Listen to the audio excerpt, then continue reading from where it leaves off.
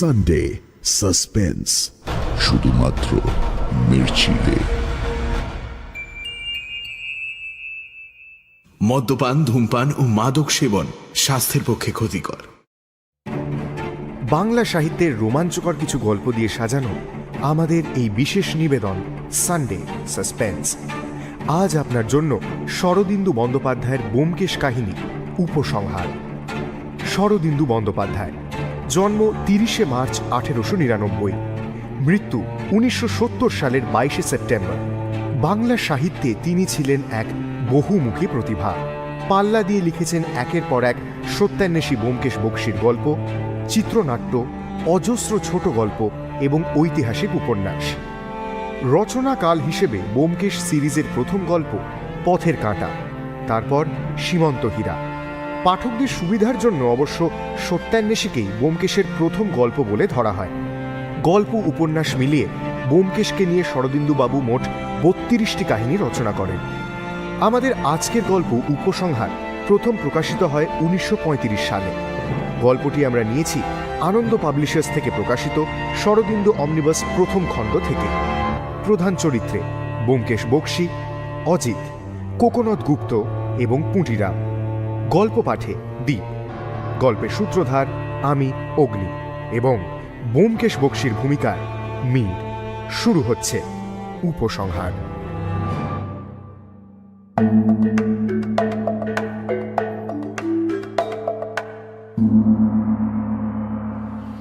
হাইকোর্টে দেবকুমার বাবুর মামলা শেষ হয়ে গেছিল মাঘ মাসের মাঝামাঝি। শীত আস্তে আস্তে কমতে আরম্ভ করেছে। মাঝে মাঝে দক্ষিণা বাতাস গায়ে লাগিয়ে অদূর বসন্তের বার্তা জানিয়ে দিলেও সকালবেলা সোনালি রোদটুকু এখনো বেশ মিঠেই লাগে। সেদিন সকালে আমি একা জানলার ধারে বসে রোদ পোহাচ্ছি আর খবরের কাগজের পাতা উল্টাচ্ছিলাম। ব্যোমকেশ ব্রেকফাস্ট শেষ করে কি একটা কাজে বাইরে গেছিল, বলে গেছিল ফিরতে 10টা বাজবে। খবরের কাগজে দেবকুমার বাবুর মোকদ্দমার শেষ কিস্তির বিবরণ বেরিয়েছিল। কাগজে বিবরণ পড়বার আমার কোনো দরকার ছিল না, কারণ আমি ও ব্যোমকেশ মোকদ্দমার সময় বরাবরই এজলাসে হাজির ছিলাম। তাই অলসভাবে কাগজের পাতা উল্টাতে উল্টাতে ভাবছিলাম দেবকুমার বাবুর অসম্ভব জেদের কথা। তিনি একটু নরম হলে হয়তো এত বড় খুনের মোকদ্দমা চাপা পড়ে যেত, কারণ রাজনীতি পিনাল কোডের শাসন মেনে চলে না। কিন্তু সেই যে তিনি জেদ ধরে বসলেন আবিষ্কারের ফর্মুলা কাউকে বলবেন না, সেই জেদ থেকে কেউ তাকে টলাতে পারল না। দেশলাই কাঠির কেমিক্যাল অ্যানালিসিস করেও বিষের মূল উপাদান ধরা গেল না। অগত্যা আইনের নাটক যথারীতি অভিনীত হলো এবং এই শোচনীয় ব্যাপারের শেষ অঙ্কে জবনিকা পড়ে গেল। চিন্তা ও কাগজ পড়ার মধ্যে মনটা আনাগোনা করছিল। এমন সময় পাশের ঘরে টেলিফোন বেজে উঠল। উঠে গিয়ে ফোন ধরলাম। দারোগা বীরেন বাবু থানা থেকে ফোন করেছেন। তার গলায় একটা উত্তেজিত ব্যগ্রতার আভাস পেলাম।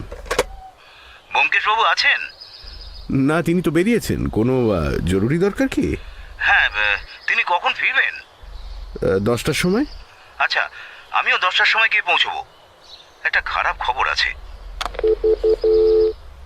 খবরটা কি জিজ্ঞেস করার আগেই বীরেনবাবু ফোনটা কেটে দিলেন। ফিরে গিয়ে বসলাম। ঘড়িতে দেখলাম বেলা 9টা। মনটা ছটফট করতে লাগলো, কিন্তু খবরের কাগজটা তুলে যথাসম্ভব ধীরভাবে 10টা বাজার প্রতীক্ষা করতে লাগলাম। কিন্তু 10টা পর্যন্ত অপেক্ষা করতে হলো না। 9:30 পরেই ব্যোমকেশ ফিরল। বীরেনবাবু ফোন করেছেন শুনে চমকে উঠে বলল, তাই নাকি? আবার কি হলো? আমি নীরবে মাথা নাড়লাম। ব্যোমকেশ তখন পুঁটিরামকে ডেকে চায়ের জল চড়াতে বলল, কারণ বীরেনবাবুকে অভ্যর্থনা করতে হলে চায়ের আয়োজন চাই। চা সম্বন্ধে তাঁর একটা এমন অকুণ্ঠ উদারতা আছে যে তুচ্ছ সময় অসময়ের চিন্তা তাকে সংকুচিত করতে পারে না। চায়ের হুকুম দিয়ে ব্যোমকেশ চেয়ারে হেলান দিয়ে বসে সিগারেট বার করল। একটা সিগারেট ঠোঁটে ধরিয়ে পকেট থেকে দেশলাই বার করতে গিয়ে বলল, বীরেনবাবু যখন বলেছেন খারাপ খবর, তার মানে গুরুতর কিছু। হয়তো ব্যোমকেশ হঠাৎ থেমে গেল। আমি মুখ তুলে দেখলাম সে অবাক হয়ে হাতে ধরা দেশলাইয়ের বাক্সটার দিকে তাকিয়ে আছে। ব্যোমকেশ মুখ থেকে না জ্বালানো সিগারেটটা নামিয়ে আস্তে আস্তে বলল, এ তো বড় আশ্চর্য ব্যাপার দেখছি। এই দেশলাইয়ের বাক্স আমার পকেটে কোথা থেকে এলো? কোন দেশলাইয়ের বাক্স? ব্যোমকেশ বাক্সটা আমার দিকে ফেরালো। দেখে কিছু বুঝতে পারলাম না। সাধারণ দেশলাইয়ের বাক্স যেমন হয়ে থাকে তেমনই, কোনো বৈশিষ্ট্য নেই। আমি অবাক হয়ে তাকিয়ে আছি দেখে ব্যোমকেশ আগের মতোই আস্তে আস্তে বলল, দেখতে পাচ্ছ বোধহয় বাক্সটার ওপর যে লেবেল মারা আছে তাতে একজন সত্যাগ্রহী কুড়ুল কাঁধে করে তাল গাছ কাটতে যাচ্ছে, অথচ আমাদের বাসায়। আমি তাড়াতাড়ি বললাম, বুঝেছি, ঘোড়া মার্কা ছাড়া অন্য কোনো দেশলাই আসে না। ঠিক। সুতরাং আমি যখন বেরিয়েছিলাম তখন আমার পকেটে স্বভাবতই ঘোড়া মার্কা দেশলাই ছিল। ফিরে এসে দেখছি সেটা সত্যাগ্রহীতে পরিণত হয়েছে। এখন প্রশ্ন হচ্ছে, আজকালকার এই স্বরাজ সাধনার যুগেও এতটা পরিবর্তন সম্ভব হয় কি করে? তারপর গলা চড়িয়ে ডাকলো, পুটিরাম! পুটিরাম এলো। আগে বাবু, এবার বাজার থেকে কোন মার্কা দেশলাই এনেছো? ওই যেটা নিয়ে আসি, ঘোড়া মার্কা। কত এনেছো? আগে 1 বান্ডিল এনেছি বাবু। সত্যাগ্রহী মার্কা আনোনি তো? আগে না। বেশ, যাও। পুটিরাম প্রস্থান করল। ব্যোমকেশ ভুরু কুচকে দেশলাইয়ের বাক্সর দিকে তাকিয়ে রইল। ভাবতে ভাবতে বলল, মনে পড়ছে, ট্রামে যেতে যেতে সিগারেট ধরিয়েছিলাম, তখন পাশের ভদ্রলোক দেশলাইটা চেয়ে নিয়েছিলেন। তিনি সিগারেট ধরিয়ে সেটা ফেরত দিলেন, আমি না দেখেই পকেটে ফেললাম। অজিত! কি? উঠে দাঁড়িয়ে সে বলল, অজিত, সেই লোকটাই দেশলাইয়ের বাক্স বদলে নিয়েছে। দেখলাম তার মুখ হঠাৎ কেমন ফ্যাকাশে হয়ে গেছে। আমি জিজ্ঞেস করলাম, লোকটা কে? তার চেহারাটা মনে আছে? না, ভালো করে দেখিনি।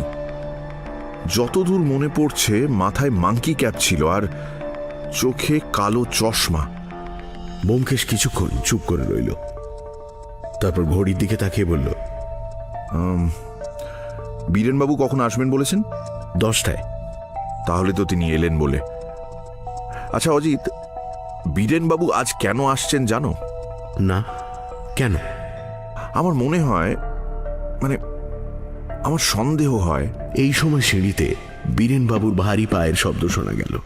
ব্যোমকেশ কথাটা শেষ করল না। বীরেনবাবু এসে গম্ভীর মুখে বসলেন। ব্যোমকেশ তাঁকে সিগারেট দিয়ে বলল, নিজের দেশলাই দিয়ে ধরান। দেবকুমার বাবুর দেশলাইয়ের বাক্স কবে চুরি গেল? পরশু। বলেই বীরেনবাবু বিস্ফারিত চোখে চাইলেন। আপনি জানলেন কোত্থেকে? স্বয়ং চোর আমাকে খবর পাঠিয়েছে। বলে ব্যোমকেশ ট্রামে দেশলাই বদলের ব্যাপারটা বলল। বীরেনবাবু গভীর মনোযোগ দিয়ে শুনলেন। তারপর দেশলাইয়ের বাক্সটা উল্টে পাল্টে দেখে সন্তর্পণে সরিয়ে রেখে বললেন, এর মধ্যে একটা মারাত্মক কাঠি আছে। বাপ!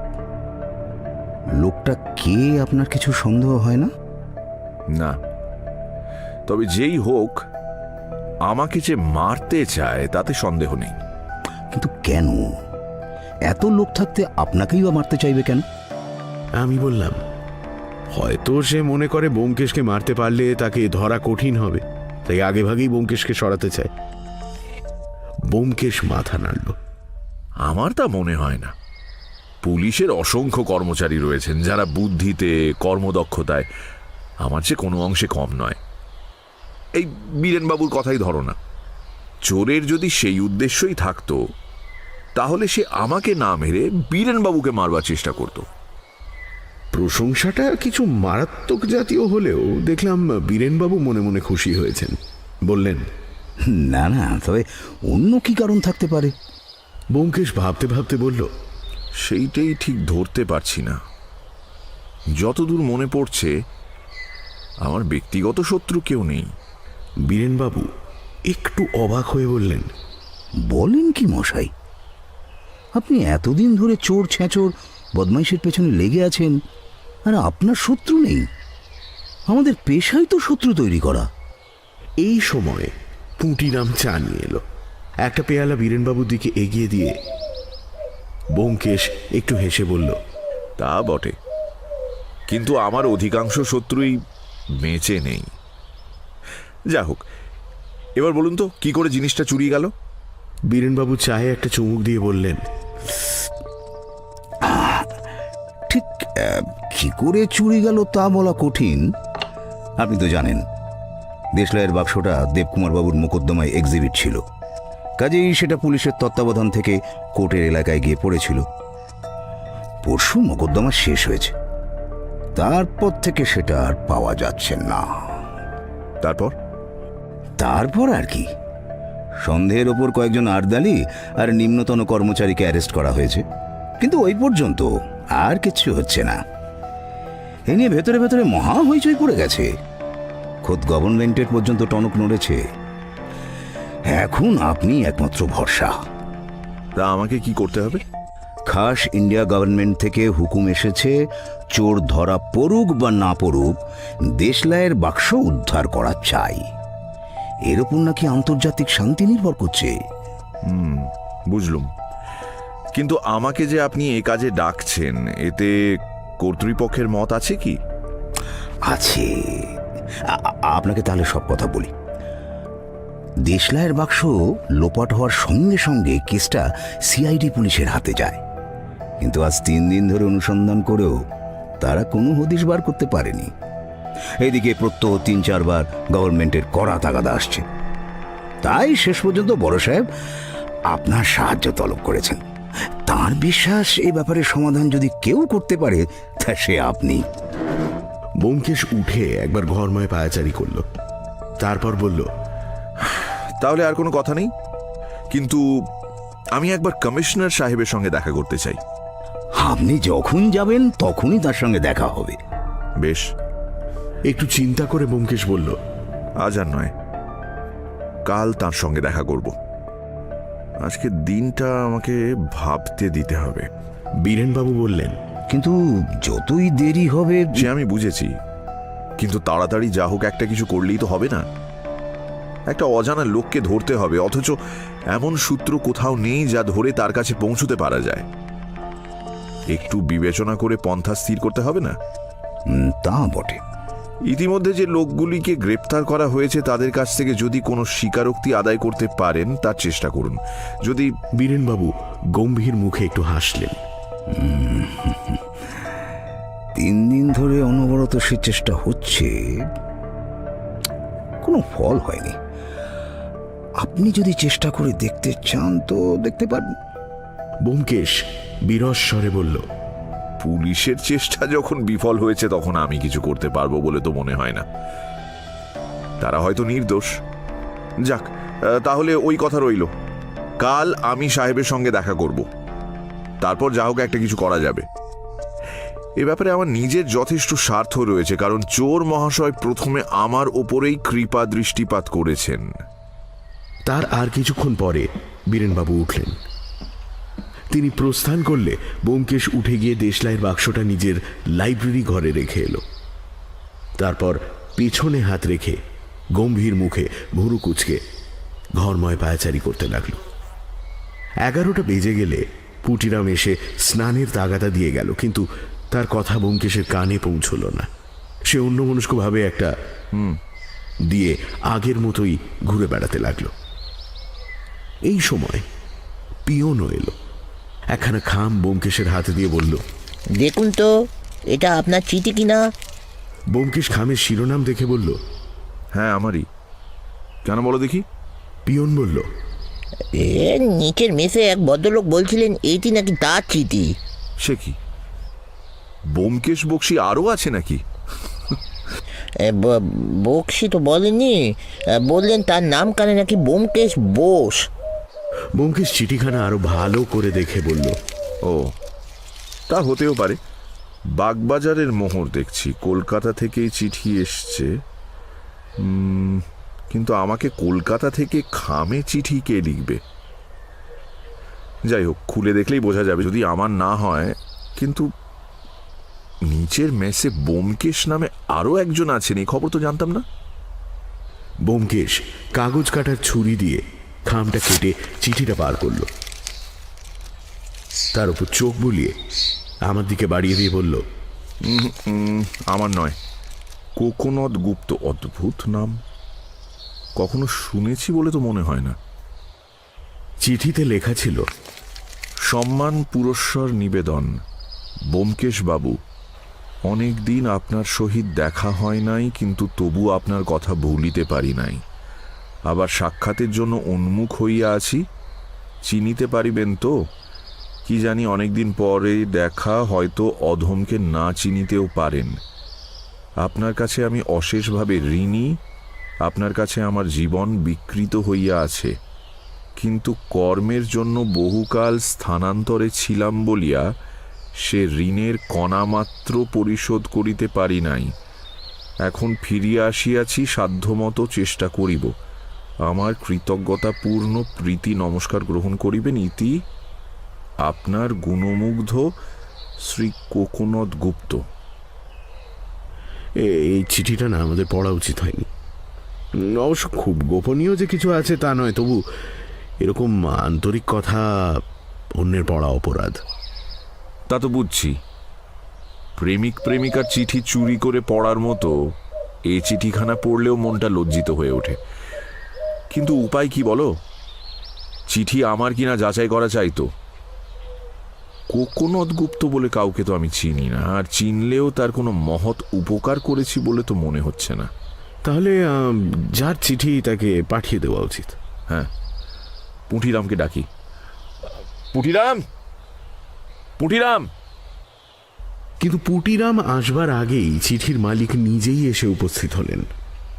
নিচের মেসের সকল অধিবাসীদের সঙ্গেই আমাদের মুখ চেনাচেনি ছিল, কিন্তু এই ভদ্রলোককে এর আগে কখনো দেখিনি। বেটে খাটো দোহারা চেহারা, বোধ হয় মাঝ বয়সী, কিন্তু তার মুখ দেখে বয়স অনুমান করবার উপায় নেই। কপাল থেকে গলা পর্যন্ত মুখটা পুড়ে চামড়া কুঁচকে এমন এক অস্বাভাবিক আকার ধারণ করেছে যে আগে তার চেহারা কেমন ছিল তা অনুমান করা অসম্ভব। হঠাৎ দেখলে মনে হয় তিনি যেন একটা বিকট মুখোশ পরে আছেন। মুখে গোঁফদাড়ি নেই, এমনকি চোখের পাতা পর্যন্ত চিরদিনের জন্য নষ্ট হয়ে গেছে। চোখের দৃষ্টিতে মাছের মতো অনাবৃত নিষ্পলক ভাব দেখে চমকে উঠতে হয়। ভদ্রলোকের ঘরে ঢোকায় আমাদের চোখে ধাঁধা লেগে গিয়েছিল। তাই তার সহজ সাধারণ কণ্ঠস্বর শুনে যেন রূপকথার রাজ্য থেকে ফিরে এলাম। তিনি দরজার কাছে দাঁড়িয়ে একটু কুণ্ঠিত স্বরে বললেন, আমার নাম ব্যোমকেশ বসু। একখানা চিঠি। ব্যোমকেশ তাড়াতাড়ি উঠে বলল, আসুন আসুন, চিঠিখানা আপনাকে পাঠিয়ে দিচ্ছিলাম, আপনি এসেছেন, ভালোই হলো। বসুন। কিছু মনে করবেন না, নিজের মনে করে খাম খুলেছিলাম। এ নিন। চিঠিটা হাতে নিয়ে ভদ্রলোক ধীরে ধীরে পাঠ করে তারপর বললেন, কোকোনদ গুপ্ত। কোকোনদ কই, আমার তো। ব্যোমকেশের দিকে চোখ তুলে বললেন, আপনার চিঠি নয়, আপনি পড়েছেন নিশ্চয়ই। অপ্রস্তুতভাবে ব্যোমকেশ বলল, পড়েছি নিজের মনে করে, কিন্তু পড়ে দেখলাম আমার নয়। পিয়ন বলেছিল বটে, কিন্তু খামের উপর বোস কথাটা এমনভাবে লেখা হয়েছে যে বক্সি বলে ভুল হয়। জানেন বোধ হয় আমার নাম ব্যোমকেশ বক্সি। জানি বই কি, আপনি তো MS এর গৌরব। এখানে এসেই ইস্তক আপনার নাম শুনেছি, কিন্তু চিঠিটা আমার কিনা ঠিক বুঝতে পারছি না তো। কোকোনদ গুপ্ত নামটা চেনা চেনা মনে হচ্ছে বটে। যা হোক, আপনি যখন বলছেন যে আপনার নয়, তখন হয়তো আমারই হবে। ব্যোমকেশ হেসে বলল, মহৎ লোকের পক্ষে উপকার করে ভুলে যাওয়াটাই স্বাভাবিক। না না, তা নয়, অনেক দিনের কথা, তাই হঠাৎ মনে পড়ছে না, পরে হয়তো পড়বে। আচ্ছা, নমস্কার। ব্যোমকেশ জিজ্ঞেস করল, আপনি এই মেসে কতদিন এসেছেন? বেশি দিন না, এই তো ধরুন দিন 5-7 হবে। ও, ব্যোমকেশ হাসল। যাই হোক, তবু এতদিনে একজন বন্ধু পাওয়া গেল। আচ্ছা, নমস্কার। সময় পেলে মাঝে মাঝে আসবেন, একটু গল্প সল্প করা যাবে। ভদ্রলোক আনন্দিতভাবে সম্মতি জানিয়ে চলে গেলেন। ব্যোমকেশ একবার ঘড়ির দিকে তাকিয়ে জামার বোতাম খুলতে খুলতে বলল, অনেক বেলা হয়ে গেল, চলো চান টান করে খেয়ে নেওয়া যাক। তারপর দেশলাই চুরির মামলা সম্বন্ধে নিশ্চিন্ত হয়ে ভাবা যাবে। অনেক কিছু ভাববার কথা অজিত। যে বনে শিকার নেই সেই বন থেকে বাঘ মেরে আনতে হবে। আচ্ছা, আমাদের এই 2 নম্বর ব্যোমকেশ বাবুটিকে আগে কোথাও দেখেছো বলে মনে হচ্ছে কি? আমি দৃঢ় স্বরে বললাম, না, ও মুখ কখনো দেখিনি। তুমি দেখেছো নাকি? ব্যোমকেশ একটু চিন্তা করে বলল, কিন্তু ওর চলার ভঙ্গিটা যেন পরিচিত, কোথাও একটা দেখেছি। সম্প্রতি নয়, অনেকদিন আগে। যাকে, এখন আর বাজে চিন্তা নয় বলে মাথায় তেল মাখতে মাখতে স্নান করতে চলে গেল। বরাবরই লক্ষ্য করেছি, চিন্তা করবার একটা বড় রকম খোরাক পেলে ব্যোমকেশ কেমন যেন নিশ্চল সমাহিত হয়ে যায়। তখন তার সঙ্গে কথা বলতে যাওয়া প্রাণান্তকর হয়ে ওঠে। হয় কথা শুনতে পায় না, না হলে এমন খেঁকিয়ে ওঠে যে হাতাহাতি না করে আর অন্য কোনো উপায় থাকে না।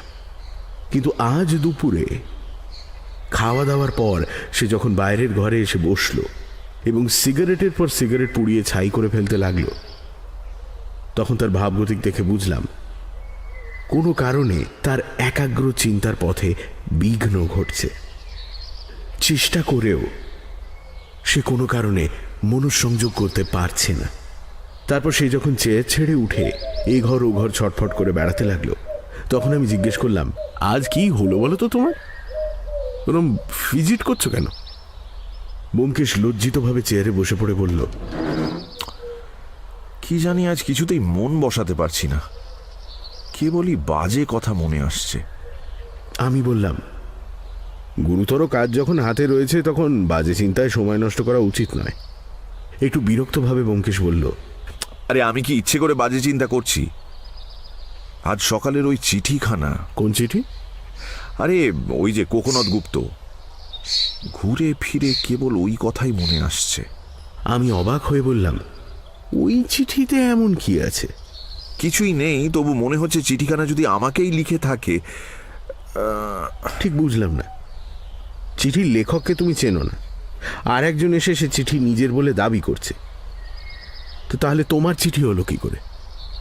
তা বটে, কিন্তু চিঠির কথাগুলো তোমার মনে আছে? খুব গদগদভাবে কৃতজ্ঞতা জ্ঞাপন ছাড়া আর তেমন তো কিছু ছিল না। এ নিয়ে এত চিন্তা কেন? হঠাৎ উঠে দাঁড়িয়ে সে বলল, ঠিক বলেছ, মস্তিষ্ককে বাজে চিন্তা করবার প্রশ্রয় দেওয়া কিছু নয়, ক্রমে একটা বদভ্যাসে দাঁড়িয়ে যায়। না, এখন কেবল দেশলাইয়ের বাক্স ধ্যান জ্ঞান করব। আমি লাইব্রেরিতে চললাম, চা তৈরি হলে ডেকো। বলে লাইব্রেরি ঘরে ঢুকে যেন বাজে চিন্তাকে বাইরে রাখার জন্য ব্যোমকেশ দরজা বন্ধ করে দিল। বিকেল কেটে রাত হয়ে গেল, কিন্তু ব্যোমকেশের সেই অস্থির বিক্ষিপ্ত মনের অবস্থা দূর হলো না। বুঝলাম সে এখনো কিছু স্থির করতে পারেনি। গভীর রাতে লেপুড়ি দিয়ে ঘুমোচ্ছি, এমন সময় হঠাৎ ব্যোমকেশের ঠেলা খেয়ে জেগে উঠলাম। বললাম, কি হয়েছে? ব্যোমকেশ বলল, ওহে অজিত, একটা মতলব মাথায় এসেছে। মাথার উপর লেপ চাপা দিয়ে বললাম, এত রাতে আবার কি মতলব? হ্যাঁ শোনো, যে লোক দেশলাই চুরি করেছে সেই আমাকে মারবার চেষ্টা করছে। কেমন? এখন মনে করো আমি যদি সত্যি। আমি ঘুমিয়ে পড়লাম।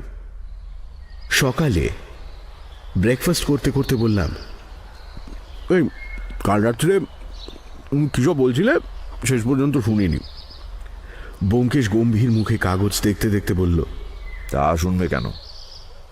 কাল রাত্রে আমার মৃত্যু সংবাদ তোমাকে দিলাম, তুমি নাক ডাকিয়ে ঘুমোতে লাগলে। এমন না হলে বন্ধু। আমি আঁতকে উঠলাম। মৃত্যু সংবাদ মানে? মানে শীঘ্রই আমার মৃত্যু হবে, কিন্তু তার আগে একবার কমিশনার সাহেবের সঙ্গে দেখা করা দরকার। ঘড়ির দিকে তাকিয়ে সে বলল, এখন 8:15, 9টার সময় বেরোলেই হবে। এই কি আবল তাবল বকছো তুমি? আমি কিছুই বুঝতে পারছি না। কিন্তু ব্যোমকেশ মৃদু হেসে কাগজে মন দিল।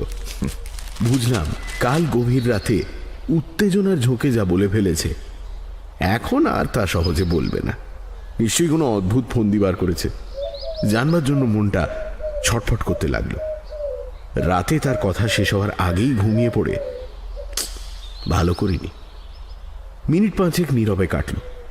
ব্যোমকেশকে খোঁচা দিয়ে কথাটা বার করতে যাওয়া যায় কি না ভাবছি, হঠাৎ সে কাগজ মুখ থেকে সরিয়ে বলল, 1 লাখ টাকা দিয়ে 1 বাক্স দেশলাই কিনবে? হ্যাঁ, সে আবার কি? একজন ভদ্রলোক বিক্রি করতে চান, এই দেখো। বলে সে খবরের কাগজ আমার হাতে দিল। দেখলাম দ্বিতীয় পৃষ্ঠার মাঝখানে ব্র্যাকেট দিয়ে ঘেরা একটি বিজ্ঞাপন বেরিয়েছে। 1 বাক্স দেশলাইয়ের বিক্রি আছে, দাম 1 লক্ষ টাকা। বাক্সে 20টি কাঠি আছে, প্রত্যেকটির মূল্য 5,000। খুচরো কেনা যায়। ক্রেতা নিজের নাম ঠিকানা দিয়ে কাগজে বিজ্ঞাপন দিন। এই অমূল্য দ্রব্য মাত্র 7 দিন বাজারে থাকবে, তারপর বিদেশে রপ্তানি হবে। ক্রেতাগণ তৎপর হন। আমি যতক্ষণ এই বিস্ময়কর বিজ্ঞাপন পড়ছিলাম ততক্ষণ ব্যোমকেশ বাইরে যাবার জন্য তৈরি হচ্ছিল। আমি হতভম্ব মুখে তার দিকে তাকাতে সে বলল, অতি বিচক্ষণ লোক। দেশলাইয়ের বাক্স চুরি করে এখন আবার সেইটাই গভর্নমেন্টকে বিক্রি করতে চান, আর গভর্নমেন্ট না কিনলে জাপান কিংবা ইটালিকে বিক্রি করবেন এই ভয়ও দেখিয়েছেন। চলো। কোথায়?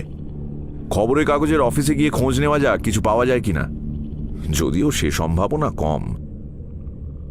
দ্রুত জুতো জামা পরে ব্যোমকেশের সঙ্গে বেরিয়ে গেলাম। কালকেতুর অফিসে গিয়ে এডিটর সাহেবের সঙ্গে দেখা করতে দেরি হলো না। ব্যোমকেশের প্রশ্ন শুনে তিনি বললেন, বিজ্ঞাপন বিভাগ আমার খাস এলাকায় নয়, তবু এই বিজ্ঞাপনটা সম্বন্ধে আমি জানি। ইনশিওর করা খামখানা আমার হাতেই এসেছিল, মনেও আছে। তার কারণ এমন আশ্চর্য বিজ্ঞাপন আমরা কখনো পাইনি। ব্যোমকেশ জিজ্ঞেস করল, তাহলে বিজ্ঞাপনদাতা লোকটিকে আপনি দেখেননি? না, বললুম তো, বিজ্ঞাপনটা ডাকে এসেছিল। খামের মধ্যে 20 টাকার নোট আর বিজ্ঞাপনের খসড়া ছিল। প্রেরকের নাম ছিল না। খুবই আশ্চর্য হয়েছিলুম, কিন্তু তখন আমাদের কাজের সময়, তাই বিজ্ঞাপন বিভাগের ম্যানেজারকে ডেকে খসড়া তাঁর জিম্মায় করে দিই। তারপর ভুলে গিয়েছি। ব্যাপার কি বলুন তো? দেশলাইয়ের বাক্স দেখে মনে হচ্ছে গুরুতর কিছু নাকি? ব্যোমকেশ হেসে বলল, আপনাদের কানে পৌঁছবার মতো এখনো কিছু হয়নি। আচ্ছা, প্রেরক সম্বন্ধে কোনো খবরই দিতে পারেন না? মানে তার ঠিকানা? এডিটর সাহেব মাথা নাড়লেন। খামের মধ্যে নোট আর বিজ্ঞাপন ছাড়া তো না, আর কিছু ছিল না। ইনশিওর করা খামে বিজ্ঞাপন এসেছিল বলছেন। খামের ওপরেও প্রেরকের নাম ঠিকানা ছিল না? ও, ওটা তো খেয়াল করিনি। নিশ্চয়ই ছিল, অন্তত থাকাটা উচিত। যতদূর জানি প্রেরকের নাম ঠিকানা না থাকলে পোস্ট অফিসে তো রেজিস্ট্রি চিঠি জমা নেয় না। টেবিলের পাশে একটা প্রকাণ্ড ওয়েস্ট পেপার বাস্কেট ছিল। এডিটর সাহেব হঠাৎ উঠে গিয়ে তার মধ্যে হাতড়াতে আরম্ভ করলেন। কিছুক্ষণ পরে বিজয় গর্বে সোজা হয়ে দাঁড়িয়ে বললেন, এই তো, এই তো পেয়েছি, এই নিন, এই নিন। সাধারণ সরকারি রেজিস্ট্রি খাম। তার কোণে প্রেরকের নাম ও ঠিকানা রয়েছে। B.K. সিংহ, 18-1 সীতারাম ঘোষ স্ট্রিট, কলকাতা। ঠিকানা টুকে নিয়ে ব্যোমকেশ বলল, এ তো আমাদের পাড়াতেই দেখছি। এখন তাহলে উঠলাম। অকারণে বসে থেকে আপনার কাজের ক্ষতি করব না। অশেষ ধন্যবাদ। এডিটর সাহেব বললেন, ধন্যবাদের দরকার নেই, তবে যদি নতুন খবর টবর কিছু আসে আর কি, আগে যেন পাই। জানেন তো, দেবকুমারবাবুর কেসটা আমরাই আগে চেপেছিলুম। আচ্ছা, তাই হবে। বলে আমরা বিদায় হলাম। কালকেতুর অফিস থেকে আমরা সোজা সীতারাম ঘোষ স্ট্রিটে গেলাম। 18 1 নম্বর বাড়িটি দোতলা ও ছোট। রেলিংয়ের ওপর লেপ তোষক শুকোচ্ছে।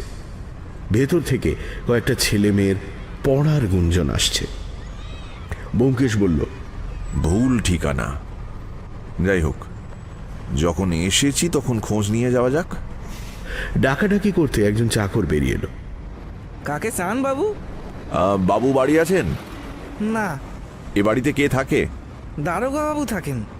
দারোগা বাবু? নাম কি? আগে বীরেন বাবু। ব্যোমকেশ কিছুক্ষণ চাকরের মুখের দিকে হাঁ করে তাকিয়ে রইল। তারপর হঠাৎ হেসে উঠে বলল, ও, বুঝেছি। তোমার বাবু বাড়ি এলে বলো ব্যোমকেশ বাবু দেখা করতে এসেছিলেন।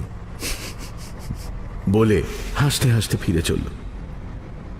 আমি বললাম, বাবা, তুমি তো বড় খুশি হয়েছে দেখছি। খুশি হওয়া ছাড়া উপায় কি? লোকটি এমন প্রচন্ড রসিক যে মহাপ্রতাপান্বিত ব্রিটিশ গভর্নমেন্টের সঙ্গে তার রসিকতা করতে বাধে না। এমন লোক যদি আমার সঙ্গে একটু তামাশা করেন, তাহলে আমার খুশি না হওয়াই তো ধৃষ্টতা। যাই হোক, তুমি এখন বাসায় যাও, আমি অন্য কাজে চললাম। ফিরে এসে তোমার সঙ্গে পরামর্শ হবে। হ্যারিসন রোডে এসে পড়েছিলাম। ব্যোমকেশ লাফিয়ে একটা চলন্ত ট্রামে উঠে পড়ল। সেদিন দুপুরবেলা ব্যোমকেশ আমাকে তার প্ল্যানের কথা বলল। প্ল্যান শুনে বিশেষ আশাপ্রদ বোধ হলো না। এ যেন অজ্ঞাত পুকুরে মাছের আশায় ছিপ ফেলা। মাছ আসবে কি না তা নিশ্চিত নয়। আমার মন্তব্য শুনে ব্যোমকেশ বলল, সে তো বটেই। অন্ধকারে ঢিল ফেলছি, লাগবে কিনা জানি না। যদি না লাগে তখন অন্য উপায় বের করতে হবে। জিজ্ঞেস করলাম, এতে কমিশনার সাহেবের মত আছে? আছে। আচ্ছা, আমাকে কিছু করতে হবে? স্রেফ মুখ বুজে থাকতে হবে, আর কিছু নয়। আমি এখনই বেরিয়ে যাব, কারণ মরতে হলে আজই মরতে হবে। একটা দেশলাইয়ের বাক্স আর কদিন চলে? তুমি ইচ্ছে করলে কাল সকালে শ্রীরামপুরে গিয়ে অজ্ঞাত ব্যক্তির লাশ দর্শন করতে পারো। আচ্ছা, ইতিমধ্যে যদি কেউ তোমার খোঁজ করে, তাকে কি বলবো? বলবে আমি গোপনীয় কাজে কলকাতার বাইরে গিয়েছি, কবে ফিরবো ঠিক নেই। বীরেনবাবু আজ বিকেলে আসতে পারেন, তাকে ওই একই কথা বলবো? কিছুক্ষণ ভুরু কুচকে থেকে ব্যোমকেশ বলল, হ্যাঁ, তাকেও ওই কথাটাই বলবে। মোট কথা, এ সম্বন্ধে কোনো কথাই কইবেন না, বুঝেছ? বেশ। মনে মনে একটু অবাকই হলাম। বীরেনবাবু পুলিশের লোক, বিশেষত এই ব্যাপারে তিনি ভারপ্রাপ্ত কর্মচারী। তার কাছেও কথা গোপন করতে হবে কেন? আমার অনুচ্চারিত প্রশ্ন যেন বুঝতে পেরেই ব্যোমকেশ বলল, বীরেনবাবুকে না বলার কোনো বিশেষ কারণ নেই, মামুলি সতর্কতা। বর্তমানে তুমি, আমি আর কমিশনার সাহেব ছাড়া এই প্ল্যানের কথা আর কেউ জানে না। অবশ্য কাল আরো কেউ কেউ জানতে পারবে, কিন্তু যতক্ষণ পারা যায় কথাটা চেপে রাখাই বাঞ্ছনীয়। চাণক্য পণ্ডিত বলেছেন, মন্ত্রগুপ্তি হচ্ছে কূটনীতির মুখবন্ধ। অতএব তুমি দৃঢ়ভাবে মুখ বন্ধ করে থাকবে, বুঝলে? ব্যোমকেশ বেরিয়ে যাওয়ার আধ ঘন্টা পরে বীরেনবাবুর ফোন এলো। ব্যোমকেশ বাবু কোথায়? তিনি কলকাতার একটু বাইরে গেছেন। কোথায় গেছেন? তা তো জানি না। কখন ফিরবেন? কিছুই ঠিক নেই, 3-4 দিন হতে পারে। 3-4 দিন? আজ সকালে আপনারা আমার বাসায় গিয়েছিলেন কেন? ন্যাকা সেজে বললাম, তা তো জানি না। তারের অপর প্রান্তে বীরেনবাবু একটা অসন্তোষ সূচক শব্দ করে বললেন, আপনি যে কিছুই জানেন না দেখছি। ব্যোমকেশ বাবু কোন কাজে গেছেন তাও জানেন না? না। বীরেনবাবু সশব্দে ফোন কেটে দিলেন। ক্রমে 4টে বাজল। পুঁটিরামকে চা তৈরি করবার হুকুম দিয়ে এবার কি করব ভাবছি, এমন সময় দরজায় মৃদু টোকা পড়ল। উঠে দরজা খুলে দেখলাম আমাদের আগের দিনের মুখ পোড়া ব্যোমকেশবাবু। তার হাতে একটি খবরের কাগজ। তিনি বললেন, ব্যোমকেশবাবু বেরিয়েছেন নাকি? হ্যাঁ, কিন্তু আপনি আসুন না। তার বিশেষ কোনো প্রয়োজন ছিল না। আগের দিনের আমন্ত্রণ স্মরণ করে গল্পগুজব করতে এসেছিলেন। আমিও একলা বিকেলটা কি করব ভেবে পাচ্ছিলাম না। কথা বলার একজন লোক পেয়ে ভালোই লাগলো। ব্যোমকেশ বোস আসন গ্রহণ করে বললেন, আজ কাগজে একটা মজার বিজ্ঞাপন বেরিয়েছে, সেইটা আপনাদের দেখাতে এনেছিলাম। হয়তো আপনাদের চোখে পড়েনি। কাগজটা খুলে আমার দিকে বাড়িয়ে দিয়ে বললেন, দেখেছেন কি? এই রে, এ তো সেই বিজ্ঞাপন। বড় দ্বিধায় পড়লাম। মিথ্যে কথা আমি খুব বিশ্বাসযোগ্য করে বলতে পারি না, বলতে গেলেই ধরা পড়ে যাই। অথচ ব্যোমকেশ চাণক্য বাক্য উদ্ধৃত করে মুখ বন্ধ রাখতে উপদেশ দিয়ে গেছে। এই রকম সংকটাপন্ন অবস্থায় পড়ে কি বলবো ভাবছি, এমন সময় ব্যোমকেশ বোস মৃদুকণ্ঠে হেসে উঠে বললেন, পড়েছেন, অথচ ব্যোমকেশবাবু কোনো কথা প্রকাশ করতে মানা করে গেছেন না? আমি চুপ করে রইলাম। তিনি বললেন, সম্প্রতি দেশলাইয়ের কাঠি নিয়ে একটা মহা গণ্ডগোল বেঁধে গেছে। এই সেদিন দেবকুমারবাবুর মোকদ্দমা শেষ হলো, তাতেও দেশলাই। আবার দেখছি দেশলাই বাক্সের বিজ্ঞাপন মূল্য 1 লক্ষ টাকা। সাধারণ লোকের মধ্যে স্বভাবতই সন্দেহ হয় দুটোর মধ্যে কোনো যোগ আছে। বলে সব প্রশ্ন চোখে আমার দিকে চাইলেন। আমি এবারেও চুপ করে রইলাম। কথা বলতে সাহস হলো না। কি জানি আবার হয়তো বেফাস কিছু বলে ফেলবো। যাক ও কথা, আপনি হয়তো মনে করবেন আমি আপনাদের গোপন কথা বার করবার চেষ্টা করছি। বলে অন্য প্রসঙ্গ পারলেন। আমি হাঁপ ছেড়ে বাঁচলাম। পুঁটিরাম চা দিয়ে গেল। চায়ের সঙ্গে ক্রিকেট, রাজনীতি, সাহিত্য নানান রকম আলোচনা হলো। দেখলাম ভদ্রলোক বেশ মিশুকে এবং সদালাপি, অনেক বিষয়ে খবর রাখেন। একসময় জিজ্ঞেস করলাম, আচ্ছা আপনি কি করেন? মানে কিছু মনে করবেন না, আমাদের দেশে এই প্রশ্নটা কিন্তু চলে। তিনি একটু চুপ করে থেকে বললেন, সরকারি চাকরি করি। সরকারি চাকরি? হ্যাঁ, তবে সাধারণ চাকরির মতো 10টা 4টে আপিস করতে হয় না। চাকরিটা একটু বিচিত্র ধরনের। ও, কি করতে হয়? এটা একটু বাড়াবাড়ি রকমের কৌতূহল হয়ে যাচ্ছিল, সেটা আমি বুঝতে পারছিলাম, কিন্তু কৌতূহল দমন করে রাখতেও পারলাম না। ব্যোমকেশ বোস ধীরে ধীরে বললেন, রাজ্য শাসন করবার জন্য গভর্নমেন্টকে প্রকাশ্যে ছাড়াও অনেক কাজ করতে হয়, অনেক খবর রাখতে হয়, নিজের চাকরদের উপর নজর রাখতে হয়। ধরুন আমার কাজটা ওই ধরনের। অবাক হয়ে বললাম, মানে আপনি সিআইডি? পুলিশের ওপরেও পুলিশ থাকতে পারে তো। আপনাদের এই বাসাটি দিব্যি নিরিবিলি, মেসের মধ্যে থেকেও মেসের ঝামেলা ভোগ করতে হয় না। কদিন এখানে আছেন? কথা ঘোরাচ্ছেন দেখে আমি আর কিছু জিজ্ঞেস করলাম না। বললাম, আমি আছি এই ধরুন বছর 8 ব্যোমকেশ তার আগে থেকে আছে। তারপর আরো কিছুক্ষণ সাধারণভাবেই কথাবার্তা হলো। তার মুখের এরকম অবস্থা কি করে হলো জিজ্ঞেস করাতে তিনি বললেন, কয়েক বছর আগে ল্যাবরেটরিতে কাজ করতে করতে হঠাৎ অ্যাসিডের শিশি ভেঙে মুখে পড়ে যায়। সেই থেকে মুখের অবস্থা এই রকম হয়ে গেছে। এই কথাটি বলে তিনি উঠলেন। দরজার দিকে যেতে যেতে হঠাৎ ফিরে জিজ্ঞেস করলেন, দারোগা বীরেনবাবুর সঙ্গে আপনাদের জানাশোনা আছে? কেমন লোক বলতে পারেন? কেমন লোক? তার সঙ্গে তো আমাদের কাজের সূত্রে আলাপ, কাজেই তার চরিত্র সম্বন্ধে তো তেমন কিছু আমি জানি না। তাকে খুব লোভী মনে হয় কি? মাফ করবেন ব্যোমকেশবাবু, তার সম্বন্ধে আমি কিছুই বলতে পারবো না। আচ্ছা, আর চললুম। এই বলে ব্যোমকেশ বোস বেরিয়ে গেলেন। কিন্তু তার কথাগুলো আমার মনে কাঁটার মতো বিঁধে রইল।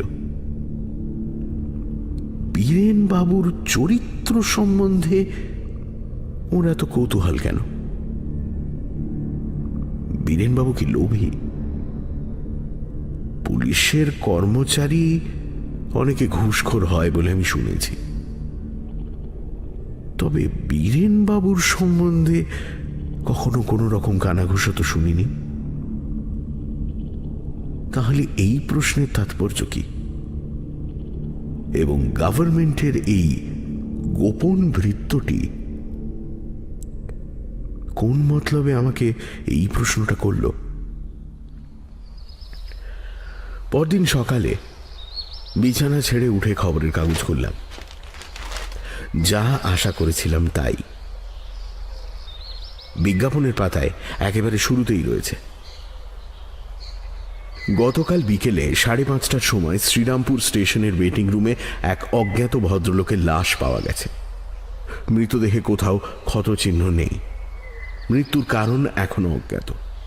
মৃতের বয়স আন্দাজ 30 বছর, সুশ্রী চেহারা, গোঁপদাড়ি কামানো, পরনে বাদামি রঙের গরম পাঞ্জাবি ও সাদা শাল। ভদ্রলোক কলকাতা থেকে 4:53 লোকাল ট্রেনে শ্রীরামপুর এসেছিলেন। পকেটে টিকিট পাওয়া গেছে। যদি কেউ লাশ শনাক্ত করতে পারেন, শ্রীরামপুর হাসপাতালে অনুসন্ধান করুন। তাড়াতাড়ি মুখ হাত ধুয়ে কিছু জলখাবার খেয়ে শ্রীরামপুরের উদ্দেশ্যে বেরিয়ে পড়লাম। দোতলা থেকে নেমে একতলা সিঁড়িতে আসতেই পেছন থেকে ডাক পড়ল, ও অজিত বাবু, সকাল না হতে কোথায় চলেছেন? দেখলাম ব্যোমকেশ বোস নিজের ঘরের দরজায় দাঁড়িয়ে আছে। আজ আর মিথ্যে কথা বলতে বাধল না। বেশ সরাত করেই মুখ থেকে বেরিয়ে গেল, যাচ্ছি ওই ডায়মন্ড হারবার একজন বন্ধুর বাড়িতে। ব্যোমকেশ কবে ফিরবে তা কিছু তো ঠিক নেই, তো ভাবলাম 2 দিন ঘুরে আসি। তা বেশ বেশ। আজকের খবরের কাগজটা পড়েছেন? কালকে তোখানে বগলে করেই নিয়ে যাচ্ছিলাম। বললাম, হ্যাঁ, না এখনো পড়া হয়নি, ওই গাড়িতে পড়ব বলে নেমে গেলাম। রাস্তায় নেমে শিয়ালদার দিকে কিছুটা হেঁটে গেলাম। তারপর সেখান থেকে ট্রাম ধরে হাওড়ার দিকে রওনা দিলাম। নতুন মিথ্যে কথা বলতে আরম্ভ করলে একটু অসুবিধে এই হয় যে ধরা পড়বার লজ্জাটা সবসময় মনে জাগরুক থাকে। ক্রমশ পাকা হয়ে উঠলে বোধ করি এই দুর্বলতাটা কেটে যাবে। যাই হোক, হাওড়া ট্রেনে চেপে বেলা 9:30টায় আন্দাজ শ্রীরামপুর পৌঁছলাম। হাসপাতালের সামনে একটি ভদ্রলোক দাঁড়িয়েছিলেন। তাঁকে লাশের কথা জিজ্ঞেস করায় তিনি তীক্ষ্ণ দৃষ্টিতে আমাকে আপাদমস্তক নিরীক্ষণ করে দূরের একটি ছোট কুঠুরির দিকে আঙুল দেখিয়ে দিলেন। কুঠুরিটি মূল হাসপাতাল থেকে একটু আলাদা। সামনে একজন পুলিশ প্রহরী দাঁড়িয়ে আছে। কাঁচ ও তারের তৈরি ক্ষুদ্র ঘরটির সামনে গিয়ে আমার অভিপ্রায় ব্যক্ত করলাম। ভেতরে প্রবেশ করতে খুব অসুবিধে হলো না। দেখলাম ঘরের মাঝখানে শানের মতো লম্বা বেদির ওপর ব্যোমকেশ শুয়ে আছে। তার পা থেকে গলা পর্যন্ত একটা কাপড় দিয়ে ঢাকা, মুখ মৃত্যুর কাঠিন্যে স্থির। আমি তার পাশে দাঁড়িয়ে মৃদুস্বরে বললাম, আবু হোসেন, জাগো। ব্যোমকেশ চোখ খুলল। কতক্ষণ এইভাবে পড়ে আছো? প্রায় 2 ঘন্টা। একটা সিগারেট পেলে বড় ভালো হতো। একদম নয়, মৃত ব্যক্তিকে পিণ্ডি খেতে শুনেছি। সিগারেট খাওয়া একদম নিষিদ্ধ। ঠিক জানো, মনুসংহিতায় কোনো বিধান নেই? না। তারপর কজন লোক দেখতে এলো? মাত্র 3 জন। স্থানীয় লোক, নিতান্তই ওই লোফার ক্লাসের। তাহলে এখনো হতাশ হবার কোনো কারণ নেই। আজ সারা দিন আছে, কালকেও অন্তত সকালবেলাটা তো পাওয়া যাবে। 2 দিন ধরে এখানে পড়ে থাকবে? মনে করো যদি বিজ্ঞাপনটা তাঁর চোখে না পড়ে? চোখে পড়তে বাধ্য। তিনি এখনো অনবরত বিজ্ঞাপন অন্বেষণ করছেন। তা বটে। যাই হোক, এখন আমি কি করব বলো তো? তুমি এই ঘরের কাছাকাছি কোথাও লুকিয়ে বসে থাকো। যারা আসছে তাদের উপর লক্ষ্য রাখো। অবশ্য পুলিশ নজর রেখেছে, যিনি এই হতভাগ্যকে পরিদর্শন করতে আসছেন তারই পেছনে গুপ্তচর লাগছে, কিন্তু অধিকন্তু ন দোষায়। তুমি যদি কোনো চেনা লোক দেখতে পাও তখনই এসে আমাকে খবর দেবে। আমার মুশকিল হয়েছে, চোখ খুলতে পারছি না, কাজেই যাঁরা এখানে পায়ের ধুলো দিচ্ছেন তাদের শ্রীমুখ দর্শন করা হচ্ছে না। মরা যদি মিটমিট করে তাকাতে আরম্ভ করে তাহলে বিষম হইচই পড়ে যাবে কিনা। বেশ, আমি কাছাকাছি রইলুম। পুলিশ আবার হাঙ্গামা করবে না তো? দ্বারের প্রহরীকে চুপি চুপি নিজের পরিচয় দিয়ে যেও, তাহলে আর হাঙ্গামা হবে না। তিনি একটি বর্ণচোরা আম, দেখতে পুলিশ কনস্টেবল বটে, কিন্তু আসলে একজন সিআইডি দারোগা। বাইরে এসে ছদ্মবেশী প্রহরীকে নিজের পরিচয় দিলাম। তিনি পাশে একটি ঝোপ দেখিয়ে দিলেন। ঝোপটি এমন জায়গায় যে তার আড়ালে লুকিয়ে বসলে ব্যোমকেশের কুঠুরির দরজা পরিষ্কার দেখা যায়, অথচ বাইরের লোক ঝোপের পেছনে যে কেউ রয়েছে তা কোনো মতেই বুঝতে পারবে না। ঝোপের মধ্যে গিয়ে বসলাম। চারিদিক ঘেরা থাকলেও মাথার উপর খোলা। দিব্যি আরামে রোদ পোয়াতে পোয়াতে সিগারেট ধরালাম। ক্রমে বেলা যত বাড়তে লাগলো, দর্শন অভিলাষী লোকের সংখ্যাও একটি দুটি করে বেড়ে চলল। উৎসুকভাবে তাদের পর্যবেক্ষণ করতে লাগলাম। সকলেই অপরিচিত। চেহারা দেখে মনে হলো অধিকাংশই বেকার লোক একটা নতুন ধরনের মজা পেয়েছে। ক্রমে 11টা বাজল। মাথার উপর সূর্যদেব প্রখর হয়ে উঠতে লাগলেন। গায়ের র্যাপারটা মাথায় চাপা দিয়ে বসে রইলাম। একটা নৈরাশ্যের ভাব ধীরে ধীরে মনের মধ্যে প্রবল হয়ে উঠতে লাগলো। যে ব্যক্তি দেশলাই চুরি করেছে সে শ্রীরামপুরে একজন অজ্ঞাত ব্যক্তির লাশ দেখতে আসবে কেন? আর যদি বা আসে, এতগুলো লোকের মধ্যে তাকেই দেশলাই চোর বলে চিনে নেওয়া কিভাবে সম্ভব হবে? তাহলে বোধহয় সকলের পেছনেই পুলিশ লাগবে। কিন্তু তাতেই বা কি সুবিধা হবে? মনে হলো ব্যোমকেশ বৃথা পণ্ডশ্রম করে মরছে। ব্যোমকেশের ঘরের দিকে তাকিয়ে এই সব কথা ভাবছি এমন সময় চমক ভাঙল। একটি লোক দ্রুত পদে এসে কুঠুরিতে প্রবেশ করল। বোধহয় 5 সেকেন্ড পরেই আবার বেরিয়ে এলো। প্রহরীর প্রশ্নে একবার মাথা নেড়ে দ্রুত বেরিয়ে গেল। লোকটি আমাদের মেসের নতুন ব্যোমকেশ বাবু। তাঁকে দেখে এতই স্তম্ভিত হয়ে গেছিলাম যে তিনি চলে যাবার পরও কিছুক্ষণ বিমূঢ়ভাবে বসে রইলাম। তারপর ধর্মড় করে উঠে ঘরের দিকে ছুটলাম। ব্যোমকেশ বোধ করি আমার পায়ের শব্দ শুনেই আবার মরার মতো পড়েছিল। তাই তার কাছে গিয়ে উত্তেজিত স্বরে বললাম, ও হে, কে এসেছিল জানো? তোমার বন্ধু মেসের সেই নতুন ব্যোমকেশ বাবু। ব্যোমকেশ শটান উঠে আমার দিকে বিস্ফারিত চোখে তাকালো। তারপর বেদি থেকে লাফিয়ে নিচে নেমে বলল, ঠিক দেখেছ? কোনো ভুল নেই? কোনো ভুল নেই। যা, এতক্ষণে হয়তো পালালো। ব্যোমকেশের গায়ে জামা কাপড় ছিল বটে, কিন্তু জুতো পায়ে ছিল না। সেই অবস্থাতেই সে বাইরের দিকে ছুটল। হাসপাতালের সামনে যে ভদ্রলোকটিকে আমি দাঁড়িয়ে থাকতে দেখেছিলাম তিনি তখনও সেখানেই ছিলেন। ব্যোমকেশ তাঁকে জিজ্ঞেস করল, কোথায় গেল? এখনই যে লোকটা এসেছিল কোথায় গেল? ভদ্রলোক অত্যন্ত বিচলিত হয়ে বললেন, সে কি মশাই, সেই লোকটাই নাকি? হ্যাঁ, তাকেই গ্রেফতার করতে হবে। ভদ্রলোক মাথায় হাত দিয়ে বললেন, যা, সে তো পালিয়েছে। পালিয়েছে? হ্যাঁ, মানে সে কলকাতা থেকে ট্যাক্সিতে এসেছিল, আবার ট্যাক্সিতে চড়ে পালিয়েছে। না, আমাদের মোটর বাইকের বন্দোবস্ত করা হয়নি, বুঝেছেন, তাই মানে। দাঁত ঘষতে ঘষতে ব্যোমকেশ বলল, এর জবাবদিহি আপনি করবেন। এসো অজিত, যদি একটা ট্যাক্সি পাওয়া যায়, হয়তো এখনো। কিন্তু ট্যাক্সি পাওয়া গেল না।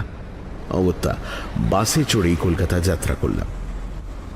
পথে জিজ্ঞেস করলাম, উনি তাহলে? ব্যোমকেশ ঘাড় নাড়ল। কিন্তু তুমি বুঝলে কি করে? সে অনেক কথা পরে বলবো। আচ্ছা, উনি অত তাড়াতাড়ি পালালেন কেন? তুমি যদি মরে গিয়েই থাকো। উনি শিকারী বেড়াল, ঘরের মধ্যে পা দিয়েই বুঝেছিলেন যে ফাঁদে পা দিয়েছেন, তাই চটপট সরে পড়লেন। 12:30টার সময় মেসে পৌঁছে দোতলায় উঠে দেখলাম সিঁড়ির মুখে মেসের ম্যানেজার দাঁড়িয়ে রয়েছে। ব্যোমকেশ জিজ্ঞেস করল, ব্যোমকেশ বাবু এসেছিলেন? ম্যানেজার অবাক হয়ে ব্যোমকেশের দিকে তাকিয়ে বলল, 2 নম্বর ব্যোমকেশ বাবু, তিনি তো এই খানিকক্ষণ হলো চলে গেলেন। বাড়ি থেকে জরুরি খবর পেয়েছেন, তাই তাড়াতাড়ি চলে যেতে হলো। তিনিও আপনার খোঁজ করছিলেন, আপনাকে নমস্কার জানিয়ে গেছেন, বলে গেছেন আপনি যেন দুঃখ না করেন, শিগগির আবার দেখা হবে। শিষ্টতার এই প্রবল ধাক্কা সামলে নিয়ে ব্যোমকেশ বলল, তার ঘর কোনটা? ওই 5 নম্বর ঘর। 5 নম্বর ঘরের দরজায় তালা লাগানো ছিল। ব্যোমকেশ জিজ্ঞেস করল, এর চাবি কোথায়? ম্যানেজার বললেন, আমার কাছে একটা চাবি আছে, কিন্তু খুলুন। চাবির বোঝা পকেট থেকে বার করতে করতে ম্যানেজার উৎকণ্ঠিত স্বরে বললেন, কি হয়েছে ব্যোমকেশ বাবু? বিশেষ কিছু নয়, যে ভদ্রলোকটি এই ঘরে ছিলেন তিনি একজন দাগী আসামি। ম্যানেজার তাড়াতাড়ি দরজা খুলে দিলেন। ঘরে প্রবেশ করে ব্যোমকেশ একবার চারদিকে দৃষ্টিপাত করে নিয়ে বলল, এ কি, তিনি তো কিছুই নিয়ে যাননি দেখছি, বাক্স বিছানা সবই তো রয়েছে। তিনি কেবল ওই একটা ছোট হ্যান্ডব্যাগ আর জলের খুঁজো নিয়ে গেছেন, আর সবই রেখে গেছেন। বললেন 2-4 দিনের মধ্যে ফিরবেন। আমিও ভাবলুম। ঠিক কথা। আপনি এবার থানার দারোগা বীরেনবাবুর কাছে খবর পাঠান, তাকে জানান যে চোরের সন্ধান পাওয়া গেছে, তিনি যেন শিগগির আসেন। আমরা ততক্ষণে এই ঘরটা একবার দেখিনি। ম্যানেজার চলে যাওয়ার পরে ব্যোমকেশ ঘরের আসবাবপত্রের মধ্যে অনুসন্ধান করতে আরম্ভ করল। এই মেসের প্রায় সব ঘরগুলি বড় বড়, প্রত্যেকটিতে 2 বা 3 জন করে ভদ্রলোক থাকতেন। কেবল এই 5 নম্বর ঘরটি ছিল ছোট, একজনের বেশি থাকা চলে না, ভাড়াও কিছু বেশি পড়তো, তাই ঘরটা অধিকাংশ সময় খালি পড়ে থাকত। যিনি মেসে থেকেও অন্য কারুর সঙ্গে নয়, একা একটি ঘর নিয়ে থাকতে চান, তার পক্ষে এই ঘরটি চমৎকার। ঘরে গোটা 2 ট্রাঙ্ক ও বিছানা ছাড়া আর বিশেষ কিছু ছিল না। ব্যোমকেশ বিছানাটা পর্যবেক্ষণ করে বলল, শীতের সময় অথচ লেপ তোষক বালিশ কিছুই নিয়ে যাননি, অর্থাৎ বুঝেছ না? কি?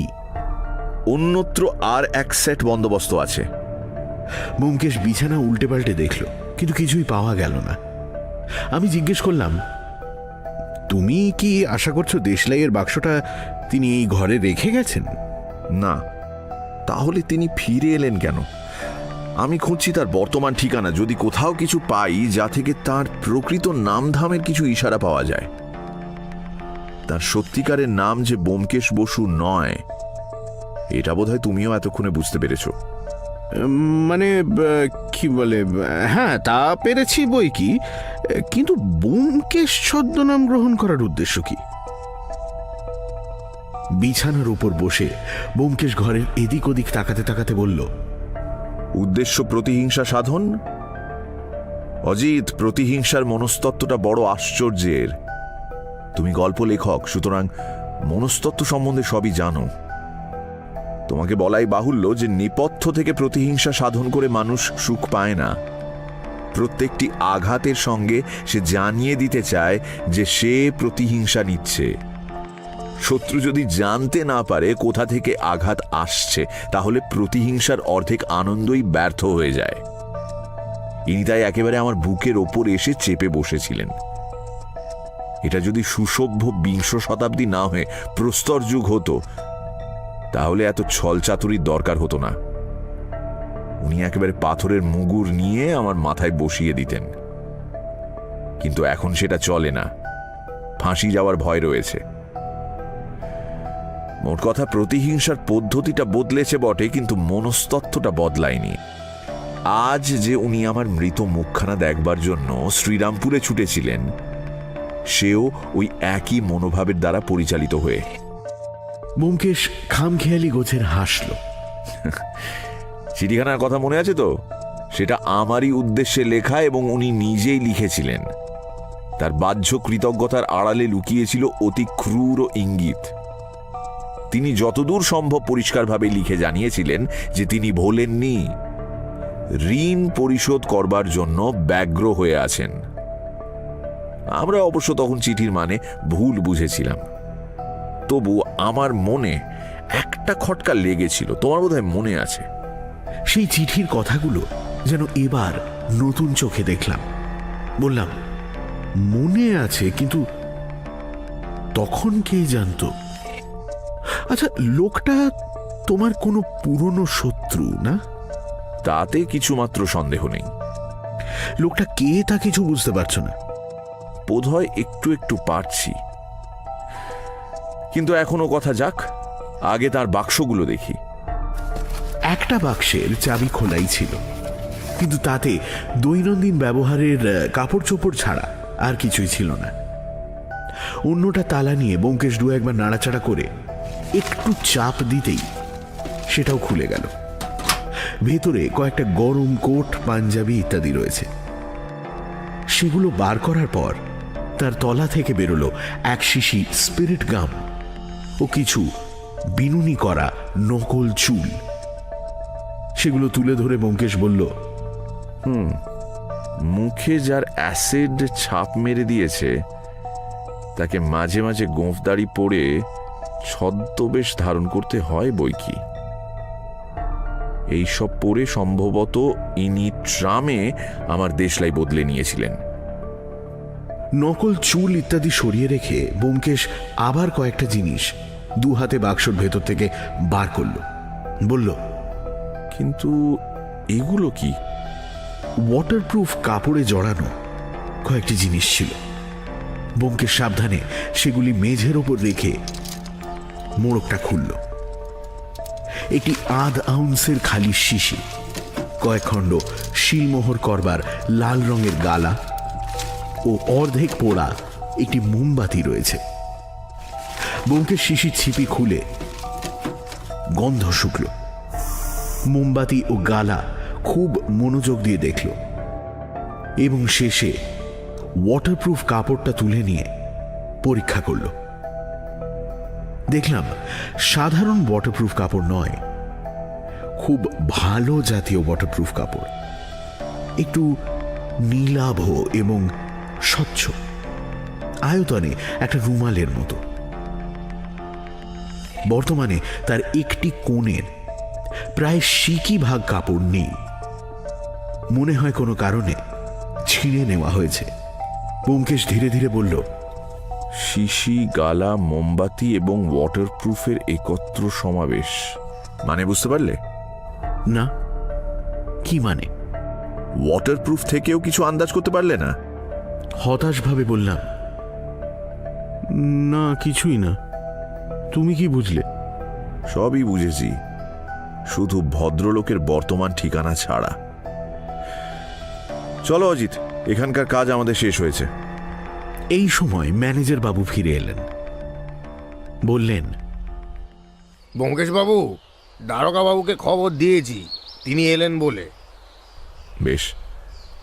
আচ্ছা ম্যানেজার বাবু, আমার এই বন্ধুটি যখন চলে গেলেন তখন আপনি নিশ্চয়ই তার সঙ্গে সদর পর্যন্ত গিয়েছিলেন? আগে না। ট্যাক্সির নম্বরটা আপনার চোখে পড়েনি? মাথা নেড়ে ম্যানেজার বললেন, নীল রঙের পুরনো ট্যাক্সি, ড্রাইভার একজন শিখ, এইটুকুই লক্ষ্য করেছিলাম। একটু চুপ করে থেকে ব্যোমকেশ বলল, সে সময় দরজার কাছে আর কেউ ছিল? ম্যানেজার ভেবে বললেন, ভদ্রলোক কেউ ছিলেন বলে তো মনে পড়ছে না, তবে হ্যাঁ, আপনাদের চাকর পুঁটিরাম দাওয়ায় বসেছিল। আপনারা বাসায় ছিলেন না, তাই সে বোধহয় একটু। নিঃশ্বাস ফেলে ব্যোমকেশ বলল, পুঁটিরাম থাকা না থাকা সমান, সে তো আর ইংরেজি জানে না, কাজেই ট্যাক্সির নম্বর চোখে দেখলেও পড়তে পারবে না। চলো অজিত, 1:30 বাজলো, পেটও বাপান্ত করছে। ম্যানেজার বাবু, এবেলা 2টি ভাত আমাদের দিতে হবে, অবশ্য যদি অসুবিধা না হয়। ম্যানেজার সানন্দে বললেন, বিলক্ষণ বিলক্ষণ, ওরে বাবা, অসুবিধা কিসের? ব্যোমকেশ বাবুর মানে 2 নম্বর ব্যোমকেশ বাবুর ভাত তো হাঁড়িতেই আছে, তিনি তো খাননি। আপনারা স্নান করুন গে, আমি এক্ষুনি খাবার পাঠিয়ে দিচ্ছি, যান। ব্যোমকেশ হেসে বলল, মন্দ ব্যবস্থা নয়। 2 নম্বর ব্যোমকেশবাবুর বাড়া ভাত 1 নম্বর ব্যোমকেশবাবু খাবেন। দুনিয়াতে এই ব্যাপার তো হরদম চলছে, কি বলো অজিত? এখন 2 নম্বর ব্যোমকেশবাবু কোথায় বসে কার ভাত খাচ্ছেন সেইটে জানতে পারলে বড় খুশি হতুম। খাওয়া তখনও শেষ হয়নি। এদিকে বীরেনবাবু এসে হাজির হলেন। কোনো রকমে খাওয়া শেষ করে বাইরের ঘরে ঢুকতেই বীরেনবাবু উঠে প্রশ্ন ব্যাকুল চোখে ব্যোমকেশের দিকে তাকালেন। তার সমস্ত দেহ একটা জীবন্ত জিজ্ঞাসা চিহ্নের আকার ধারণ করল। ব্যোমকেশ বলল, আপনার এখনো খাওয়া হয়নি দেখছি। না, খাবার জন্য বাড়ি যাচ্ছিলুম, এমন সময় আপনার ডাক পেলুম। কি হলো ব্যোমকেশবাবু, ধরেছেন তাকে? বলছি, কিন্তু তার আগে আপনাকে কিছু খাবার আনিয়ে দিই। না না, খাবার দরকার নেই, তবে যদি 1 পেয়ালা চা। বেশ, এবং সেই সঙ্গে 2টো নিষিদ্ধ ডিম। পুটিরাম। পুটিরাম হুকুম নিয়ে প্রস্থান করলে পর ব্যোমকেশ বীরেনবাবুকে সমস্ত ঘটনা প্রকাশ করে বলল। তাকে না বলে এত কাজ করা হয়েছে, এতে বীরেনবাবু একটু আহত হলেন। ব্যোমকেশ তাকে যথাসম্ভব মিষ্টি করে সান্ত্বনা দিল, কিন্তু তাতেও তিনি খানিকটা রেগে গিয়েই বললেন, আমি যদি জানতুম তাহলে সে এমন হাত ফসকে পালাতে পারতো না। এখন তাকে ধরা কঠিন হবে। এতক্ষণে হয়তো সে কলকাতা থেকে বহু দূরে চলে গেছে। ব্যোমকেশ মেঝের দিকে তাকিয়ে থেকে বলল, আমার কিন্তু মনে হয় সে কলকাতাতেই আছে, কারণ সে মার্কা মারা লোক। ওরকম মুখ নিয়ে মানুষ বেশি দূর পালাতে পারে না। কলকাতা শহরই তার পক্ষে সবচেয়ে নিরাপদ। তাহলে এখন কর্তব্য কি? তার চেহারার বর্ণনা দিয়ে ইস্তেহার জারি করা ছাড়া তো আর তো কোনো পথ দেখছি না। ওটা তো হাতেই আছে, কিন্তু তার আগে যদি ট্যাক্সির নম্বরটা পাওয়া যেত। ইতিমধ্যে পুটিরাম চা ইত্যাদি নিয়ে বীরেনবাবুর সামনে রাখছিল। ব্যোমকেশ তার দিকে ফিরে বলল, পুটিরাম, তোমার ইংরেজি শেখা দরকার। আজই একখানা প্যারি সরকারের ফার্স্ট বুক কিনে আনবে। অজিত আজ থেকে তোমাকে ইংরেজি শেখাবে, কেমন? অবান্তর কথায় বীরেনবাবু বিস্মিতভাবে ব্যোমকেশের দিকে তাকালেন। ব্যোমকেশ বলল, ও যদি ইংরেজি জানতো তাহলে আজ কোনো হাঙ্গামাই হতো না।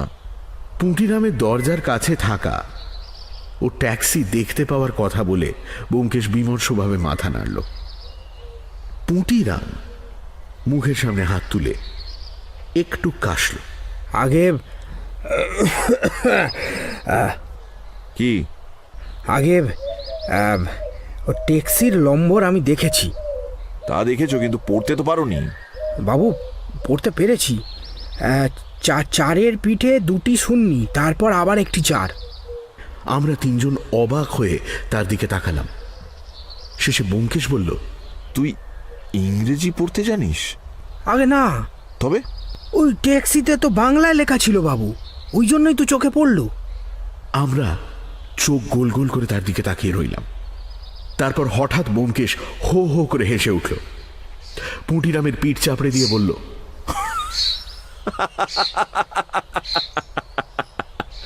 বুঝেছি, বহুত আচ্ছা। পুটিরাম, আজ থেকে তোমার মাইনে 1 টাকা বাড়িয়ে দিলুম। পুটিরাম হেসে লজ্জা পেয়ে বলল, আগে বাইরে দাওয়ায় বসছিলাম, ট্যাক্সিতে বাংলা নম্বর দেখে একেবারে অবাক হয়ে গেলাম। তাই তো নম্বরটা মনে আছে হুজুর। বীরেনবাবু বলে উঠলেন, কিন্তু ব্যাপারটা কি, ট্যাক্সিতে বাংলা নম্বর এলো কোত্থেকে? বাংলা নয়, ইংরেজি নম্বরই ছিল, কিন্তু আমাদের ভাগ্যক্রমে সেটা বাংলা হয়ে পড়েছিল। বুঝলেন না, আসলে নম্বরটা ছিল 8008। পুটিরাম তাকে পড়েছে 4004। ও, তাহলে আর দেরি করে লাভ কি? বীরেনবাবু, এ তো আপনার কাজ। নীল রঙের গাড়ি, চালক শিখ, নম্বর 8008, খুঁজে বার করতে বেশি কষ্ট হবে না। আপনি তাহলে বেরিয়ে পড়ুন, খবরটা যত শিগগিরই পাওয়া যায় ততই ভালো। হ্যাঁ, আমি এখনই যাচ্ছি। বীরেনবাবু উঠে এক চুমুকে চা শেষ করে বললেন, সন্ধ্যের আগেই আশা করি খবরটা নিয়ে আসতে পারবো। শুধু খবর নয়, একেবারে গাড়ি, ড্রাইভার সব নিয়ে হাজির হবেন। ইতিমধ্যে আমি কমিশনার সাহেবকে টেলিফোনে বলে দিচ্ছি খবরটা। তিনি নিশ্চয়ই ব্যস্ত হয়ে পড়েছেন। বেরোতে বেরোতে বীরেনবাবু জিজ্ঞেস করলেন, আসামির নাম বা পূর্ব পরিচয় সম্বন্ধে আপনি কোনো খবর দিতে পারেন না? নির্ভুল খবর এখনো দিতে পারি কিনা জানি না, তবু এক টুকরো কাগজে একটা নম্বর লিখে ব্যোমকেশ তার হাতে দিয়ে বলল, আলিপুর জেলে এই কয়েদির ইতিহাস খুলে হয়তো কিছু পরিচয় পাওয়া গেলেও পেতে পারেন। লোকটা তাহলে দাগি? আমার তো তাই মনে হয়। কাল সকালে তার খোঁজ করে নম্বরটা বার করেছিলাম, কিন্তু তার জেলের ইতিহাস পড়বার ফুরসত হয়নি। আপনি সরকারি লোক, এই কাজটা সহজেই পারবেন অফিস মারফত। কেমন? নিশ্চয়ই। বীরেনবাবু কাগজটা সাবধানে ভাঁজ করে পকেটে রেখে বেরিয়ে গেলেন। সেদিন সন্ধে আমরা দুজনে বীরেনবাবুর জন্য অপেক্ষা করছিলাম। ব্যোমকেশ তার রিভলভারটা তেল ও ন্যাকড়া দিয়ে পরিষ্কার করছিল। আমি বললাম, ওই হে, বীরেনবাবু তো এখনো এলেন না? এইবার আসবেন। ব্যোমকেশ একবার ঘড়ির দিকে চোখ তুলল। আমি জিজ্ঞেস করলাম, আচ্ছা ব্যোমকেশ, লোকটার আসল নাম কি? তুমি নিশ্চয়ই জানো। আমি তো বলেছি এখনো ঠিক জানি না। আহা, তবু আন্দাজ তো করেছো? তা করেছি। কে লোকটা?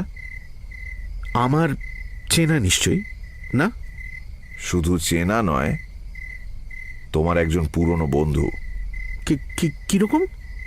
ব্যোমকেশ একটু চুপ করে থেকে বলল, সেই চিঠিখানাতে কোকোনদ গুপ্ত নাম ছিল মনে আছে বোধহয়। তা থেকে কিছু অনুমান করতে পারো না? কি অনুমান করব? কোকোনদ গুপ্ত তো ছদ্মনাম। সেজন্যই তো তাতে আরো বেশি করে ইঙ্গিত পাওয়া যাবে। মানুষের সত্যিকার নামকরণ হয় সম্পূর্ণ খেয়ালের বশে। অধিকাংশ জায়গায় কানা ছেলের নাম হয় পদ্মলোচন। যেমন তোমার নাম অজিত, আমার নাম ব্যোমকেশ। আমাদের বর্ণনা হিসেবে নাম দুটোর কোনো সার্থকতা নেই, কিন্তু মানুষ যখন ভেবে চিনতে ছদ্মনাম গ্রহণ করে তখন তার মধ্যে অনেকখানি ইঙ্গিত পুরে দেবার চেষ্টা করে। কোকোনদ শব্দটা তোমাকে কিছু মনে করিয়ে দিচ্ছে না? কোনো একটা শব্দগত সাদৃশ্য? আমি ভেবে ভেবে বললাম, কি জানি, আমার তো কোকোনদ না কোকেন ছাড়া আর কিছুর সঙ্গে সাদৃশ্য তো পাচ্ছি না। কোকোনদের সঙ্গে কোকেনের সাদৃশ্য মোটেই কাব্যানুমোদিত নয়, তাই তোমার মন উঠছে না। কেমন? কিন্তু ওই বীরেনবাবু আসছেন, সঙ্গে আরেকজন। অজিত, আলোটা জ্বেলে দাও, অন্ধকার হয়ে গেছে। বীরেনবাবু প্রবেশ করলেন। তার সঙ্গে এক লম্বা শিখ, মুখে গোঁফদাড়ি, মাথায় পাগড়ি। ব্যোমকেশ দুজনকেই বসালো। সময় নষ্ট না করে ব্যোমকেশ শিখ ভদ্রলোককে প্রশ্ন আরম্ভ করল। সে বলল, আজ সকালের আরোহীকে তার বেশ মনে আছে। তিনি বেলা আন্দাজ 10:30টার সময় তার ট্যাক্সি ভাড়া করে শ্রীরামপুরে যান। সেখানে হাসপাতালের কাছে গাড়ি রেখে তিনি হাসপাতালে ঢোকেন। অল্পক্ষণ পরেই আবার ফিরে এসে দ্রুত কলকাতায় ফিরে আসতে আদেশ করেন।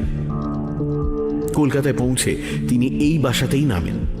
তারপর সামান্য কিছু জিনিসপত্র নিয়ে আবার গাড়িতে ওঠেন এবং এখান থেকে বউবাজারের কাছাকাছি একটি জায়গায় গিয়ে তিনি শেষবারের মতো গাড়ি থেকে নেমে যান। তিনি ভাড়া ছাড়াও আরো 2 টাকা বকশিশ দিয়েছেন। তাই জন্যই ড্রাইভারের মনে ধারণা হয়েছিল যে ইনি অতিশয় সাধু ব্যক্তি। ব্যোমকেশ জিজ্ঞেস করল, তিনি শেষবার নেমে গিয়ে কি করলেন? শিখ ড্রাইভার বলল, তার যতদূর মনে পড়ে তিনি একজন ঝাঁকা মুটের মাথায় তার ব্যাগ ও জলের কুঁজো জড়িয়ে দিয়ে প্রস্থান করেছিলেন। কোন দিকে গেছিলেন তা অবশ্য সে লক্ষ্য করেনি। তুমি তোমার গাড়ি এনেছো, সেই বাবুটিকে যেখানে নামিয়ে দিয়েছিলে আমাদের ঠিক সেইখানে পৌঁছে দিতে পারবে? শিখ জানালো সে বেশক পারবে। তখন আমরা দুজনে তাড়াতাড়ি তৈরি হয়ে নিচে নামলাম। নীল রঙের গাড়ি বাড়ির সামনেই দাঁড়িয়েছিল। গাড়ির নম্বর 8008ই বটে। আমরা তিনজনে তাতে উঠে বসলাম। শিখ গাড়ি চালিয়ে নিয়ে চলল। রাত হয়েছে। গাড়ির অন্ধকারের মধ্যে বসে বীরেনবাবু হঠাৎ বললেন, আপনার কয়েদির খোঁজ নেওয়া হয়েছিল, তিনিই বটে। মাস 6 হলো জেল থেকে বেরিয়েছেন। ব্যোমকেশ বলল, যাক, তাহলে আর সন্দেহ নেই। মুখ পুড়েছিল কি করে? ইনি শিক্ষিত ভদ্রলোক আর বিজ্ঞানবিদ বলে একে জেল হাসপাতালে ল্যাবরেটরিতে কাজ করতে দেওয়া হয়েছিল। বছর 2 আগে একটা নাইট্রিক অ্যাসিডের শিশি ভেঙে গিয়ে মুখের ওপর পড়ে। বাঁচবার আশা ছিল না, কিন্তু শেষ পর্যন্ত বেঁচে গেলেন। আর কোনো কথা হলো না। মিনিট 15 পরে আমাদের গাড়ি এমন এক পাড়ায় গিয়ে দাঁড়ালো যে আমি অবাক হয়ে বলে উঠলাম, এ কি ব্যোমকেশ? এই তো আমাদের বহুদিনের পুরনো কথা মনে পড়ে গেল। এই পাড়ারই একটা মেসে ব্যোমকেশের সঙ্গে আমার প্রথম পরিচয় হয়েছিল। হ্যাঁ, আমার অনেক আগেই বোঝা উচিত ছিল। ব্যোমকেশ ড্রাইভারকে জিজ্ঞেস করল, এইখানেই তিনি গিয়েছিলেন? হ্যাঁ বাবু। একটু চিন্তা করে ব্যোমকেশ বলল, আচ্ছা, এবার আমাদের ফিরিয়ে নিয়ে চলো। বীরেনবাবু বলে উঠলেন, সে কি, নামবেন না? দরকার নেই, আমাদের শিকার কোথায় আছে আমি জানি। তাহলে এখনই তাকে গ্রেফতার করা দরকার। ব্যোমকেশ বীরেনবাবুর দিকে ফিরে বলল, শুধু গ্রেপ্তার করলেই হবে? দেশলাইয়ের বাক্সটা চাই না? না না, তা চাইবে কি? তাহলে কি করতে চান? ব্যোমকেশ বীরেনবাবুর দিকে ফিরে বলল, আগে দেশলাইয়ের বাক্সটা সম্বন্ধে নিশ্চিন্ত হয়ে তারপর তাকে ধরতে চাই। চলুন, কি করতে হবে বাসায় গিয়ে বলবো। আমরা আবার ফিরে চললাম। রাত 8টার সময় আমি, ব্যোমকেশ ও বীরেনবাবু একটা অন্ধকার গলির মোড়ে এক ভাড়া করা গাড়ির মধ্যে লুকিয়ে বসলাম। এইখানে একটা গাড়ির স্ট্যান্ড আছে, তাই আমাদের গাড়িটা আলাদা করে কারুর দৃষ্টি আকর্ষণ করবে না। সামনে প্রায় 50 গজ দূরে আমাদের সেই পুরনো মেস। বাড়িখানা 1 বছরে একটুও বদলায়নি, যেমন ছিল তেমনই আছে। কেবল দোতলার মেসটা উঠে গেছে। ওপরের সারি সারি জানলাগুলোতে কোনো আলো নেই। মিনিট 20-25 অপেক্ষা করার পর আমি বললাম, আমরা তো ধর্ণা দিচ্ছি, কিন্তু উনি যদি আজ রাত্রিরে না বেরোন? বেরুবেন বই কি, রাতে খাবার তো খেতে হবে। আরো 20 মিনিট কেটে গেল। ব্যোমকেশ গাড়ির জানলা দিয়ে বাইরে তাকিয়ে চাপা গলায় বলল, এইবার বেরুচ্ছেন তিনি। আমরা দেখলাম একজন লোক আপাদমস্তক র্যাপার মুড়ি দিয়ে সেই বাড়ির দরজা থেকে বেরিয়ে এলো। তারপর একবার রাস্তার দুদিকে তাকিয়ে দ্রুত পদে দূরের অন্ধকারে মিলিয়ে গেল। রাস্তায় লোক চলাচল ছিল না বললেই চলে। সে অদৃশ্য হয়ে গেলে আমরা গাড়ি থেকে নেমে বাড়ির সামনে এসে দাঁড়ালাম। সামনের দরজায় তালা লাগানো। ব্যোমকেশ মৃদু স্বরে বলল, এদিকে এসো। পাশের যে দরজা দিয়ে ওপরে উঠবার সিঁড়ি রয়েছে সে দরজাটা খোলা ছিল। আমরা তার ভেতরেই ঢুকলাম। এখানে সরু এক ফালি বারান্দা, তাতে একটি দরজা নিচের ঘরগুলোকে ওপরের সিঁড়ির সঙ্গে সংযুক্ত করছে। ব্যোমকেশ পকেট থেকে একটা টর্চ বার করে দরজাটা দেখল। বহু কাল ব্যবহার না হওয়ার ফলে দরজার কাঠে খানিকটা ঘুম ধরেছিল। ব্যোমকেশ জোরে চাপ দিতেই হুড়কো ভেঙে দরজা খুলে গেল। আমরা ভেতরে ঢুকলাম।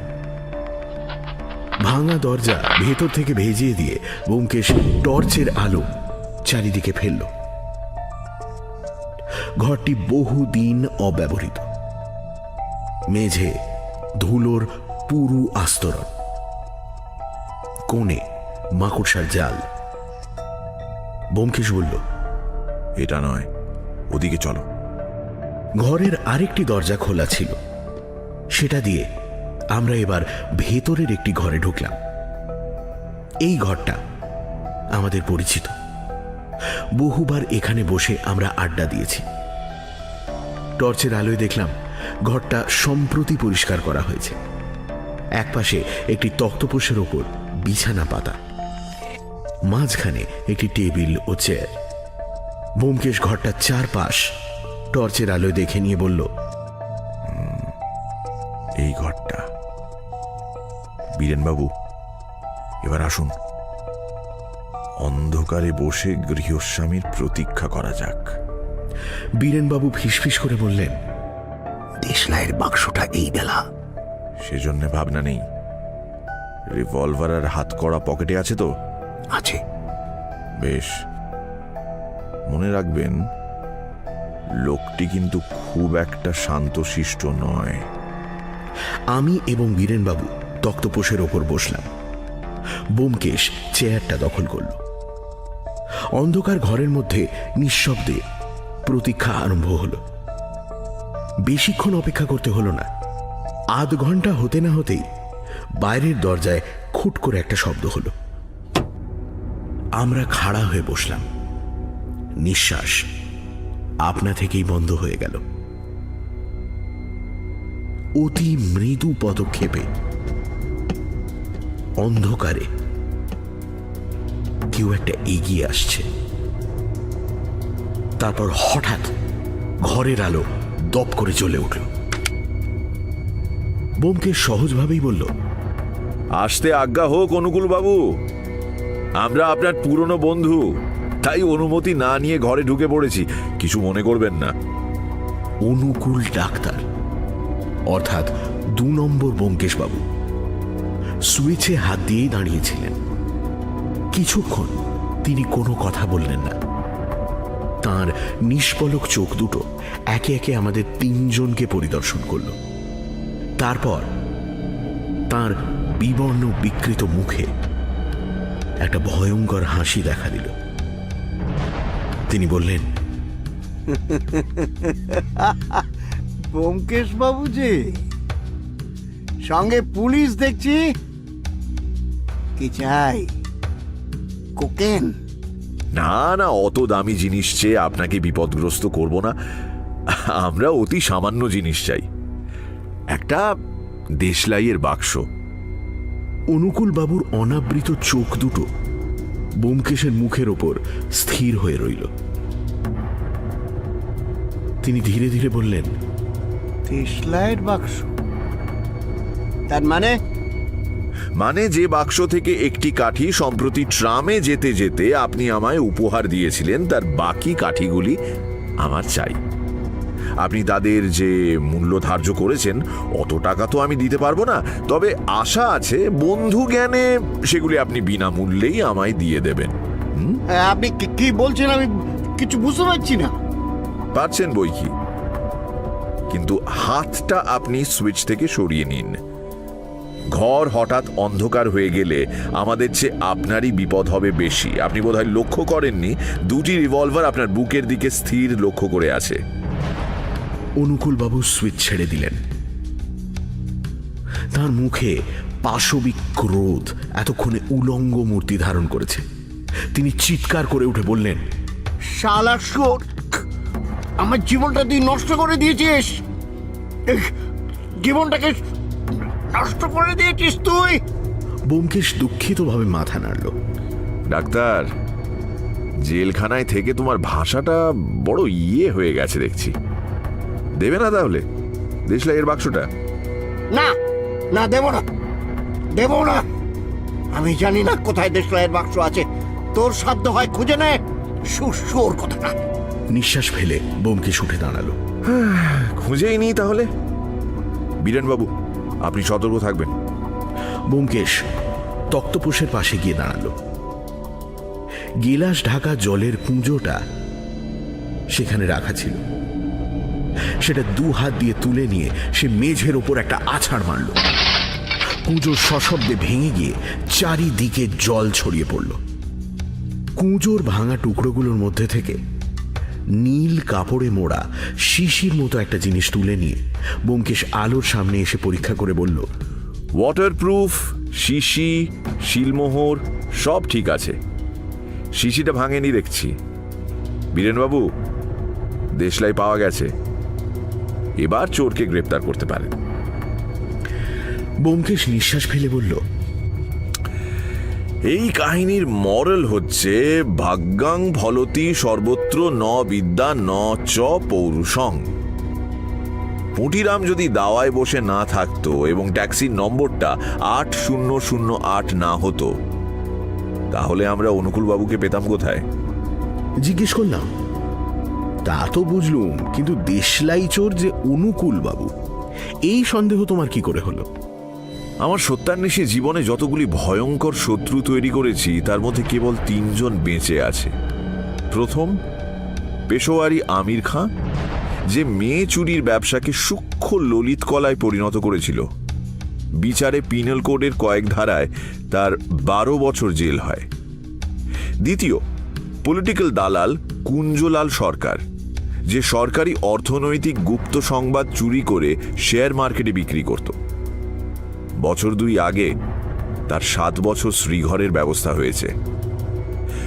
আর তৃতীয়, আমাদের অনুকূল ডাক্তার, ইনি কোকেনের ব্যবসা এবং আমাকে খুন করবার চেষ্টার অপরাধে 10 বছর জেলে যান। হিসেব করে দেখছি বর্তমানে কেবল অনুকূলবাবুরই জেল থেকে বেরোবার সময় হয়েছে। সুতরাং অনুকূলবাবু ছাড়া আর কে হতে পারে? তা বটে, কিন্তু এই মুখ পোড়া ভদ্রলোকটি যে অনুকূল বাবু, এই সন্দেহ তোমার হয়েছিল? না, ওর হাঁটার ভঙ্গিটা পরিচিত মনে হয়েছিল বটে, কিন্তু ওকে সন্দেহ করিনি। তারপর সেই কোকোনদ গুপ্তর চিঠিখানা, সেটাও মনে ধোঁকা ধরিয়ে দিয়েছিল। কোকোনদ নামটা এতই অস্বাভাবিক যে ছদ্মনাম বলে সন্দেহ হয়, উপরন্তু আবার গুপ্ত। অজিত, তুমি বোধহয় লক্ষ্য করেছো, আমাদের দেশের লোক ছদ্মনাম ব্যবহার করতে হলেই নামের শেষে একটা গুপ্ত বসিয়ে দেয়। তাই 2 নম্বর ব্যোমকেশবাবু যখন চিঠিখানা নিজের বলে স্পষ্টভাবে দাবি করতে না পেরেও নিয়ে চলে গেলেন, তখন আমার মনটা খুঁতখুঁত করতে লাগলো। কোকোনদ শব্দটা কোকেনের কথাই মনে করিয়ে দেয়। তুমি ঠিকই ধরেছিলে, কিন্তু তখন 2 নম্বর ব্যোমকেশবাবুর ওপর কোনো সন্দেহ হয়নি, তাই মনের সংশয় জোর করে সরিয়ে দিয়েছিলাম। তারপর শ্রীরামপুর হাসপাতালে তুমি বললে উনি আমাকে দেখতে এসেছেন, তখন নিমেষের মধ্যে সংশয়ের সব অন্ধকার কেটে গেল। বুঝলাম উনি অনুকূলবাবু এবং দেশলাই চোর। তো এত নাম থাকতে উনি হঠাৎ ব্যোমকেশ নাম করে এই বাসায় এসে উঠলেন কেন? আগেই বলেছি, প্রতিহিংসা প্রবৃত্তি বড় অদ্ভুত জিনিস। ওই চিঠিখানা আমাকে দিয়ে আমি বুঝতে পারি কিনা দেখবার জন্য উনি এত কাণ্ড করেছিলেন, আর ওই প্রবৃত্তির দ্বারা তাড়িত হয়ে শ্রীরামপুরে আমার মৃত মুখ দেখতে গিয়েছিলেন। উনি জানতেন ওর মুখের চেহারা এমন বদলে গেছে যে আমরা ওকে চিনতে পারবো না। কিছুক্ষণ চুপ করে থেকে আমি প্রশ্ন করলাম, আচ্ছা, জলের কুঁজোর মধ্যে দেশলাইয়ের কাঠি যে উনি লুকিয়ে রেখেছেন, এটা তুমি ধরলে কি করে? এইখানে অনুকূলবাবুর প্রতিভার পরিচয় পাওয়া যায়। দেশলাইয়ের কাঠি জলের মধ্যে লুকিয়ে রাখা হবে এ কেউ কল্পনাই করতে পারে না। কাজেই যদি কোনো কারণে তার ঘর খানাতল্লাশ হয়, জলের কুঁজোর মধ্যে কেউ তা খুঁজতে যাবে না। আমার সন্দেহ হলো যখন শুনলাম তিনি একটি হ্যান্ডব্যাগ আর জলের কুঁজো নিয়ে চলে গেছেন। হ্যান্ডব্যাগ না হয় বুঝলাম, কিন্তু জলের কুঁজো নিয়ে গেলেন কেন? শীতকালে যে লোক লেপ বিছানা নিয়ে গেল না, সে জলের কুঁজো নিয়ে যাবে কিসের জন্য? জলের কুঁজো কি এতই দরকারি? তারপর তার বাক্স থেকে যখন গালা, ওয়াটারপ্রুফ ইত্যাদি বেরুলো, তখন আর কিছুই বুঝতে বাকি রইল না। কাঠিগুলি তিনি শিশিতে পুরে ওয়াটারপ্রুফ কাপড়ে জড়িয়ে শিলমোহর করে তাকে জলের মধ্যে ফেলে দিয়েছিলেন, যাতে জলের মধ্যে থেকেও নষ্ট না হয়। অনুকূলবাবুর বুদ্ধি ছিল অসামান্য, কিন্তু বিপথগামী হয়ে সব নষ্ট হয়ে গেল। মুটিরাম চায়ের খালি কাপগুলো নিয়ে যাচ্ছিল, তার দিকে তাকিয়ে ব্যোমকেশ বলল, মুটিরাম, ফার্স্ট বুক এনেছো? আগে হ্যাঁ বাবু। বেশ, অজিত, আজ থেকেই তাহলে পুঁটিরামের হায়ার এডুকেশন আরম্ভ হোক।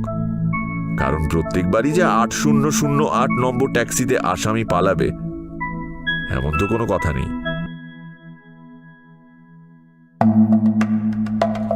শুনছিলেন উপসংহার, রচনা শরদিন্দু বন্দ্যোপাধ্যায়, গল্প পাঠে এবং অজিতের ভূমিকায় দীপ, ব্যোমকেশ বক্সী মীর, কোকোনদ গুপ্ত ওরফে ব্যোমকেশ বসু ওরফে ডাক্তার অনুকূলবাবুর চরিত্রে জগন্নাথ বসু, পুঁটিরাম গাড়ির চালক এবং জনৈক ভদ্রলোক সোমক, দারোগা বীরেনবাবুর ভূমিকায় শঙ্করী প্রসাদ মিত্র, পিয়নের চরিত্রে পুষ্পল, বিজ্ঞাপনের সম্পাদক অমর্ত্য, কাজের লোকের ভূমিকায় অত্রি, মেসের ম্যানেজার এবং গল্পের সূত্রধার আমি অগ্নি, ধ্বনি পরিকল্পনা ও আবহ সঙ্গীত সৌম্য এবং শুভ, শব্দগ্রহণ এবং পর্ব পরিচালনায় দীপ ও গোধূলি।